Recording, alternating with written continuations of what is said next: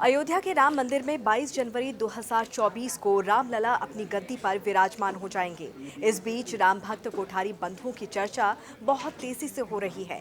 तो आपको बताते हैं कि आखिर कौन है कोठारी बंधु जिन्होंने सबसे पहले राम के नाम पर अपने प्राणों का बलिदान दे दिया था। नमस्कार, आप देख रहे हैं जनभावना टाइम्स। आपके साथ मैं हूं अंकिता।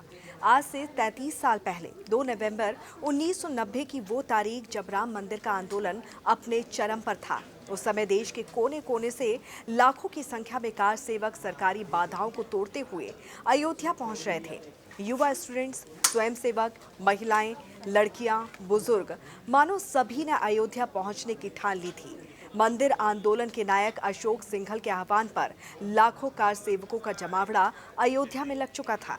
इसमें राम भक्ति में रमे कोलकाता निवासी सगे भाई 22 साल के राम कोठारी और 20 साल के शरद कोठारी भी पहुंचे और विवादित ढांचे पर सबसे पहले 30 अक्टूबर को भगवा ध्वज फहराया।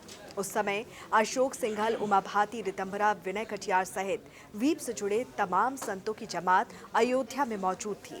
सुबह का वक्त था जब कार सेवकों के जत्थे सड़क पर पहुंचने लगे थे। इन कार सेवकों को सुबह राम मंदिर पहुंचना था। खुद अशोक सिंघल संतों के साथ जत्थे का नेतृत्व कर रहे थे। जब कार सेवक आगे बढ़े तो पुलिस सरगर्मी बढ़ गई और पुलिस अधिकारियों ने माइक से इन्हें आगे ना बढ़ने की चेतावनी दी। पर कार सेवक कहां सुनने वाले थे। वो आगे बढ़ने लगे और जैसे ही जत्थे ने मुख्य मार्ग से हनुमानगढ़ी की ओर मुड़ने की कोशिश की तो पुलिस ने फायरिंग शुरू कर दी। तब मुख्यमंत्री ने इन्हें रोकने के लिए फायरिंग का आदेश दिया था। उस समय समाजवादी पार्टी के मुलायम सिंह यादव की सरकार थी। मुलायम सरकार ने दावा किया था कि विवादित ढांचे पर परिंदा भी पर नहीं मार सकता, जिसको कार सेवकों ने खारिज कर दिया। कार सेवकों को गोलियां लगती और उन्हें साथी कार सेवक उठा कर ले जाते। ये सिलसिला कुछ देर तक यूं ही चलता रहा। उन्हीं में कोठारी बंधु भी थे जिनको पुलिस की गोलियां लगी और उनकी मौत हो गई। उस समय आंदोलन का संचालन दिगंबर अखाड़ा, मणिराम छावनी व कार सेवकपुरम से हो रहा था। 30 अक्टूबर 1990 की घटना 2 नवंबर को भी दोहराई गई, जिसमें कई कार सेवक मारे गए।